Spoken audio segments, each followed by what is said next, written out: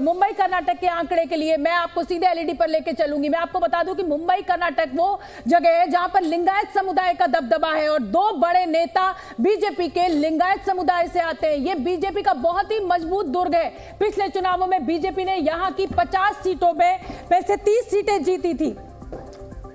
वही इस बार भी ऐसा ही होता नजर आ रहा है। बीजेपी यहां पर मजबूत नजर आ रही है। शोभना जी देखिए 46% वोट हासिल करती हुई दिख रही है बीजेपी और ये डिसाइसिव लीड हो सकती है। बिल्कुल। और आपको मैं ये बता दूं चंदन की 2018 में 44.7 था, यानी कुल मिलाकर 1.3 का यहां पर बीजेपी को फायदा हो रहा है। कांग्रेस को भी यहां बड़ा फायदा हो रहा है। कांग्रेस को इस समय 42% मिल रहा है। 2018 में यह 39.8% मिला था, यानी 2.2 लगभग फीसद का यहां पर कांग्रेस को फायदा हो रहा है। जेडीएस को 6% इस सर्वे में मिलता हुआ दिखाई दे रहा है, लेकिन 2018 में 6.7 हुआ था, यानी इस रीजन में भी जेडीएस को 0.7% का नुकसान हो रहा है। 10 को 6 इस बार अरबस के खाते में बढ़ता हुआ 2000 कम हुआ है चंदन। लेकिन अगर सीटों में ये कन्वर्ट हो रहा है, ये वोट परसेंटेज जब सीटों में कन्वर्ट हो रहा है तो क्या स्थिति निकल कर आ रही है, ये बहुत समझना जरूरी है। बीजेपी को इस बार 28 से 33 सीटें मिलती हुई दिखाई दे रही हैं। 2018 में बीजेपी को यहां से 30 सीटें मिली थी, यानी अगर इस सर्वे के हिसाब से मैक्सिमम पर बीजेपी चली जाती है तो यहां मुंबई कर्नाटक से बीजेपी को 3 सीटों का फायदा हो रहा है। कांग्रेस की 18 से 23 है। 2018 में कांग्रेस को यहां से 17 सीटें मिली थी, यानी जो वोट परसेंटेज में इजाफा है वो सीटों में सीधा सीधा देखने को हमें मिल रहा है 2018 की तुलना में। अगर हम जेडीएस की बात करते हैं तो 2 से 3 आ रही है। जेडीएस को मुंबई कर्नाटक से 2018 में 2 सीटें मिली थी। अदर्स के खाते में 1 से 2 आ रही है।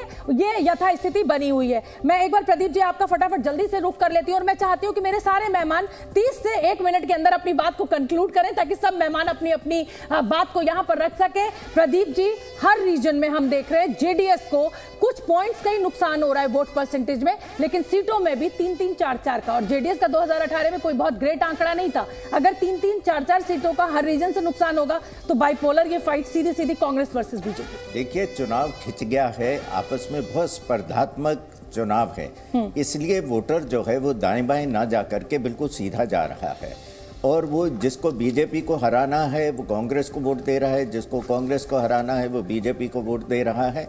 बीच में जनता दल जो है वो केवल ऐसा प्रतीत हो रहा है कि पुराना मैसूर का जो इलाका है, अपना पारंपरिक गढ़, उसी में सिमट रहा है और बाकी जगह क्योंकि लोग इनको खेल में नहीं मान रहे हैं इसलिए अपना मत उनको नहीं दे रहे हैं। जहां कहीं भी मत पड़ेगा वो स्थानीय समीकरण है हर चुनाव क्षेत्र के, उसके अनुसार।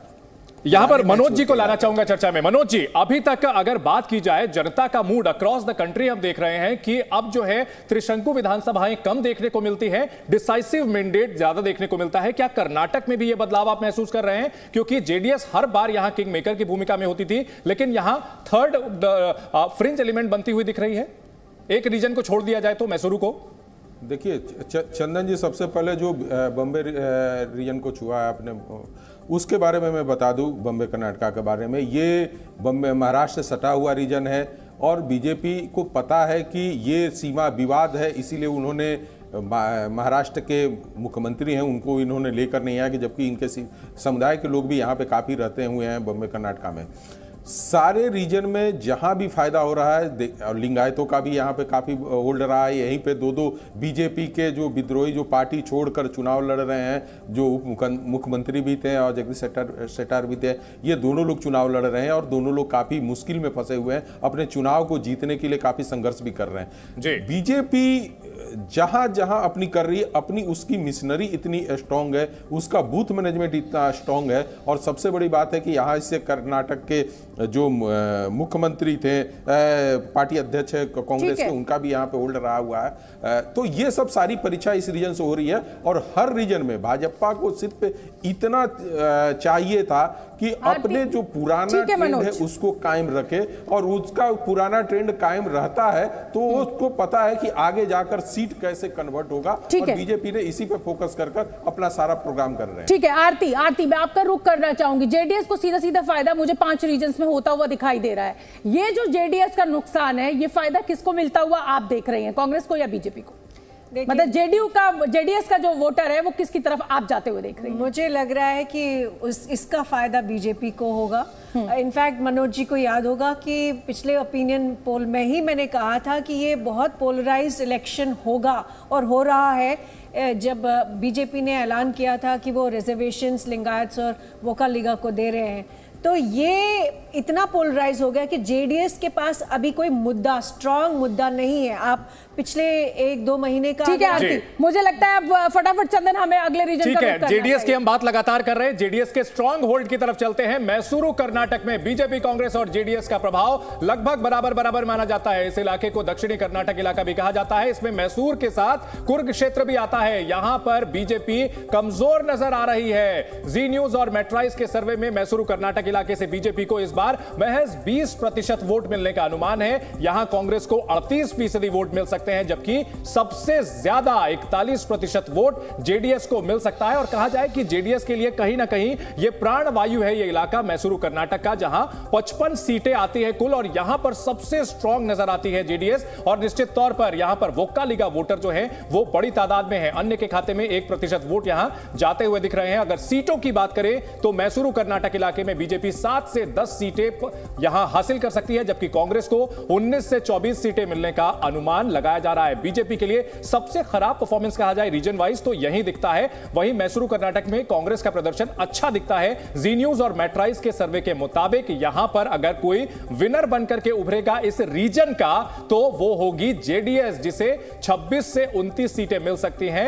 अन्य के खाते में यहां 0 से 1 सीट जा सकती है। 26 से 29 जेडीएस को यहां मिल सकती है, जो लगातार हम बात कर रहे थे। मनोज जी, मैसूरू कर्नाटक जो स्ट्रांग होल्ड है जेडीएस का, बरकरार रख सकती है जेडीएस? हर रीजनल पार्टी का देखिए एक जातीय समीकरण होता है और जात बेस वोट होता है, और उसी वोट पर वो अपने आप को कायम रखते हैं। और यहाँ पे भी दिख रहा है कि जो लिंगायतों का इनका सबसे ज़्यादा स्ट्रॉन्ग कास्ट रहा है, जो इनके सपोर्ट में खड़े रहते हैं, और ये इनके साथ यहाँ पे मजबूती के साथ खड़े हैं। लिंगायत जब दूसरे रीजन में आप जाते हैं, जो और कर्नाटका के रीजन है, तो उनको लगता है कि यहाँ पे हमारी पार्टी नहीं जीत पाएगी। मैं पिछले बार भी ये बात को ध्यान में लाया था कि यदि यहाँ पे हमारी पार्टी यानी कि जेडीएस नहीं जीत पा रही है तो वो अपने वोट को ट्रांसफर कर दे रहे थे बीजेपी को, और यहां पे उनको लग रहा है कि नहीं, हमारा स्ट्रांग होल्ड है और मेरा कास्ट जो है, जो मेरा जाति है, ये सिर्फ वोट कर जिता सकता है। तो यहां पे पूरी तरह से कांग्रेस और जेडीएस में मुकाबला होते हुए नजर आ रहा है। और यहां पे यदि बजरंगबली और हिंदुत्व का ज्यादा बड़ा चेहरा दिखा तो हो सकता है कि जेडीएस इससे भी थोड़ी बेटर कर ले। बिल्कुल मनोज जी और सभी मेहमान हमारे साथ बने रहिए। हम अपने दर्शकों को बताना चाहते हैं कि जी न्यूज के ओपिनियन पोल में कर्नाटक के सभी 6 रीजन्स के आंकड़े आप देख चुके हैं।